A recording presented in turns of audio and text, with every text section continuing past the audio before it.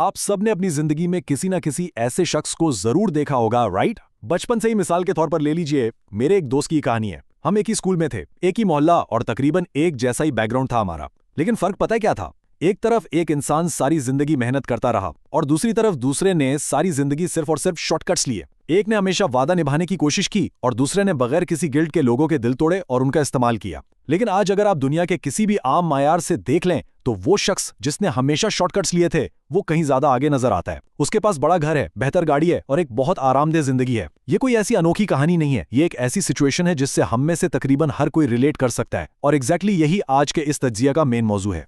जब हम ऐसे लोगों को इतनी तेजी से आगे बढ़ता देखते हैं तो नेचुरली जहन में एक बहुत चुभने वाला सवाल पैदा होता है, आखिर बुरे लोग ही क्यों कामयाब होते हैं? क्या ये सिर्फ हमारे इर्द गिर्द का मसला है, किसी मखसूस खानदान या इंडस्ट्री का? बिल्कुल नहीं। सोर्स मटेरियल इस बात पर बहुत क्लियर है कि ये एक यूनिवर्सल प्रॉब्लम है। ये दुनिया भर का मसला है। हर जगह, हर सोसाइटी में ऐसे लोग मौजूद हैं जिन्होंने हमेशा रूल्स तोड़े हैं, एथिक्स का बिल्कुल ख्याल नहीं रखा, लेकिन फिर भी वो दूसरों से आगे निकल गए हैं। तो आखिर इसकी वजह क्या है? सिस्टम में ऐसी क्या चीज़ है जो इन्हें रिवॉर्ड करती है? जरा इन रियल वर्ल्ड एग्जाम्पल्स पर गौर करें। 1990s की दिहाई में अमेरिका की एक बहुत मैसिव एनर्जी कंपनी थी एनरॉन। फॉर्च्यून मैगजीन ने उन्हें लगातार 6 साल तक अमेरिकाज मोस्ट इनोवेटिव कंपनी का खिताब दिया था। 6 साल उनके एग्जीक्यूटिव्स बिजनेस मैगजीन्स के कवर पर आते थे, लेकिन अंदर से वो मुकम्मल फ्रॉड था। अकाउंट्स मैनिपुलेट किए गए थे और बेचारे आम एम्प्लॉयज़ की सारी पेंशन डूब चुकी थी। या फिर चलिए अपनी आम जिंदगी की मिसालें ही देख लें। वो ठेकेदार जो हमेशा घटिया और सब स्टैंडर्ड मटेरियल इस्तेमाल करता है, लेकिन इंडस्ट्री में सबसे ऊपर उसी का नाम चमक रहा होता है। वो डॉक्टर जो मुनाफे के लिए बिल्कुल फजूल और गैर जरूरी टेस्ट लिख कर देता है, लेकिन उसके क्लिनिक के बाहर सबसे लंबी लाइन होती है। या वो पॉलिटिशियन जिसके करप्शन की दास्तानें हर शख्स को पता है, फिर भी हर इलेक्शन वही जीतता है। ये सब देखकर तो यही लगता है ना कि या तो पूरा सिस्टम ही करप्ट है या फिर शायद हम कामयाबी को किसी गलत पैमाने पर नाप रहे हैं। चलिए सबसे पहले इस तज्जिए के पहले हिस्से पर नजर डालते हैं, शॉर्टकट्स की साइंस। आखिर इन चीजों के पीछे इंसानी नफ्सियात और वजूहात क्या है? यहाँ एक बहुत ही हैरानकुन बात पता चलती है। हमारा दिमाग ना असली कॉन्फिडेंस और फेक कॉन्फिडेंस में फ़र्क ही नहीं कर सकता। स्टैनफोर्ड यूनिवर्सिटी के रिसर्चर्स ने एक एब्सोल्युटली माइंड ब्लोइंग एक्सपेरिमेंट किया। उन्होंने एक कमरे में 3 लोगों को एक टास्क सॉल्व करने के लिए दिया। अब हुआ ये कि एक शख्स मुसलसल गलत जवाब दे रहा था, लेकिन उसके बोलने का अंदाज बहुत कॉन्फिडेंट और बोल्ड था। दूसरा शख्स बिल्कुल सही जवाब दे रहा था, लेकिन वो थोड़ा खामोश और हिचकिचाहट का शिकार था। आपको पता है नतीजा क्या निकला? लोगों ने उस शख्स को ज्यादा इन्फ्लुएंशियल और लीडर माना जो गलत था लेकिन कॉन्फिडेंट था। ये हमारी इंसानी बायोलॉजी है। कदीम जमाने में सर्वाइवल के लिए इंसान उस शख्स के पीछे चलते थे जो डरता नहीं था। जो लोग एथिकल लिमिट्स से आज़ाद होते हैं उनमें कोई गिल्ट या हेजिटेशन होती नहीं है, और हमारा प्रिमिटिव दिमाग इस फेयरलेस बुराई को लीडरशिप समझ बैठता है। इसके अलावा इनकी एक और स्ट्रैटेजी होती है जिसे हम शॉर्ट टर्म थिंकिंग कह सकते हैं। अगर आपने कभी शतरंज यानी चेस खेली है तो आपको गैम्बिट के बारे में ज़रूर पता होगा। इसमें प्लेयर शॉर्ट टर्म में अपना एक मजबूत मोहरा कुर्बान कर देता है ताकि बाद में एक बेहतर पोजीशन हासिल कर सके। ये अनएथिकल लोग बिल्कुल एग्जैक्टली यही करते हैं। वो आगे बढ़ने के लिए लोगों का एतमाद, भरोसा और अपने करीबी रिश्ते कुर्बान कर देते हैं। ये मूव उन्हें शॉर्ट टर्म में बहुत तेजी से आगे ले जाती है, लेकिन यहाँ एक बहुत बड़ा कैच है। ये मूव सिर्फ तब तक काम आती है जब तक गेम छोटी हो। जब गेम बड़ी होती है, जब दांव पर सच में अहम चीजें लगती हैं, तो ये शॉर्ट टर्म स्ट्रैटेजी हमेशा बुरी तरह फेल हो जाती है। अब बढ़ते हैं इस एनालिसिस के दूसरे अहम हिस्से की तरफ, बच जाने वालों का मुगालता, जिसे अंग्रेजी में द सर्वाइवर फैलेसी कहते हैं। दरअसल ये एक बहुत बड़ा कॉग्निटिव ब्लाइंड स्पॉट है जिसे नफ्सियात की ज़बान में सर्वाइवरशिप बायस कहा जाता है।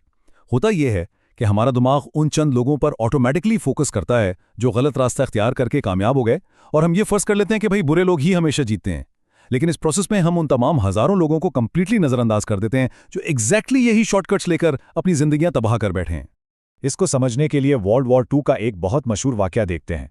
अमेरिकन मिलिट्री ने वापस आने वाले डैमेज प्लेन्स को स्टडी किया। उन्होंने देखा कि जहाज़ों के विंग्स पर गोलियों के सबसे ज़्यादा निशान हैं, तो नेचुरली उन्होंने सोचा कि विंग्स को ही मज़ीद मजबूत करना चाहिए। लेकिन तब एब्राहम वॉल्ड नाम के एक स्टैटिस्टिशियन ने आके उन्हें रोका। उसने एक ऐसी बात कही जिसने सब बदल दिया। उसने समझाया कि भाई, ये तो वो जहाज़ हैं जो गोलियां खाने के बावजूद वापस आ गए। आप उन जहाज़ों को तो काउंट ही नहीं कर रहे जिनके इंजन में गोली लगी और वो वहीं तबाह होकर गिर गए।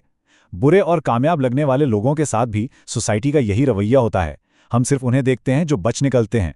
जेलों में बैठे या अपनी तबाशाल जिंदगियों में रो रहे हजारों लोग किसी को नजर नहीं आते, क्योंकि मीडिया सिर्फ उनकी कहानियां दिखाता है जो सर्वाइव कर जाते हैं।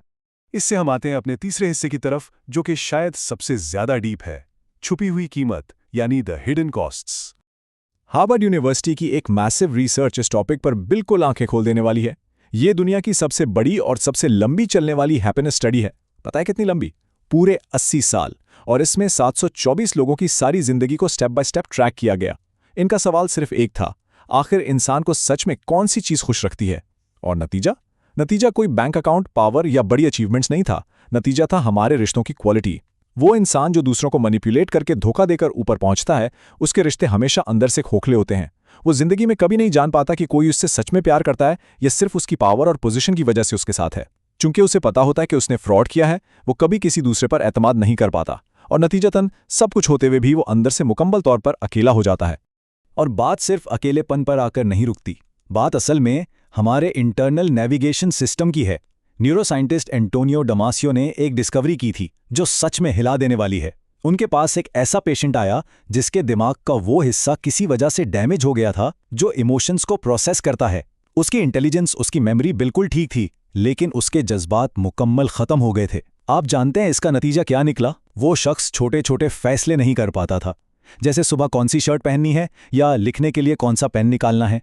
डमासियो ने इससे ये समझाया कि जज्बात के बिना हमारा दिमाग अपना मॉरल कंपस बिल्कुल खो देता है। गिल्ट या पछतावा ये सिर्फ एक आम सी फीलिंग नहीं है, ये हमारा built in internal navigation system है।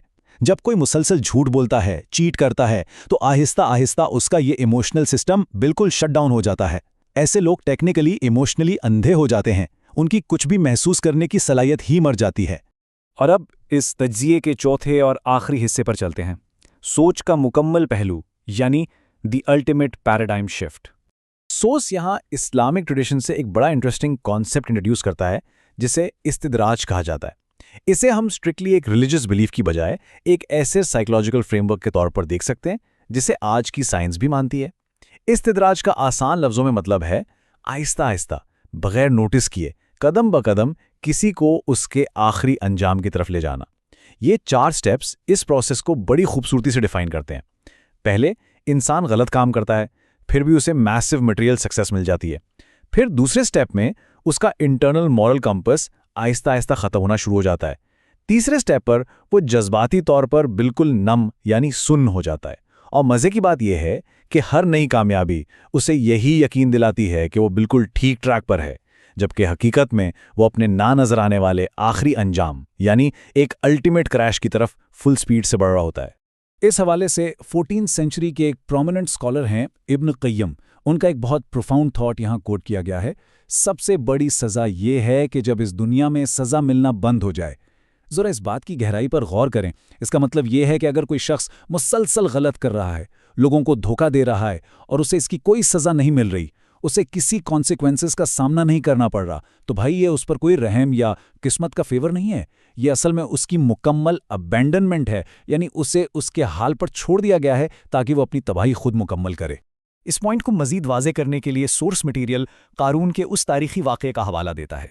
कहा जाता है कि कारून के पास इतनी ज़्यादा बेहिसाब दौलत थी कि सिर्फ उसके खजानों की चाबियां उठाना ही आम लोगों के बस की बात नहीं थी। लोग उसकी वेल्थ को देखकर लिटरली रश करते थे, सोचते थे कि काश हम भी इसकी तरह होते। लेकिन वो लोग तस्वीर का सिर्फ आधा रुख देख रहे थे, उन्हें सिर्फ उरूज नजर आ रहा था।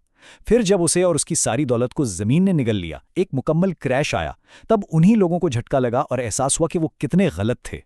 ये मिसाल हमें बहुत क्लियर मैसेज देती है कि आज की सोसाइटी भी ना सिर्फ उन अनएथिकल लोगों की कामयाबी का पीक देखती है और अक्सर उनका जो इनएविटेबल क्रैश होता है वो हमारी नज़रों से ओझल रह जाता है।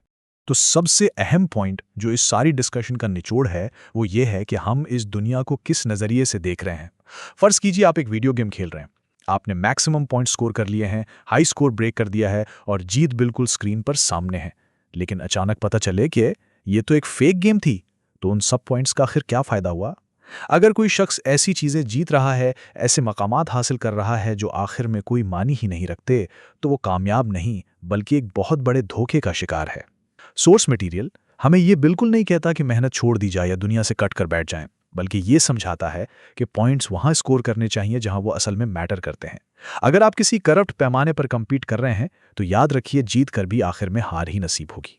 तो इस सारे तज्जिए को समेटते हुए आखिर में खुद से ये चुभता हुआ सवाल ज़रूर कीजिए, ये बुरे लोग इसलिए कामयाब नहीं लगते कि पूरा का पूरा सिस्टम उनके साथ मिला हुआ है।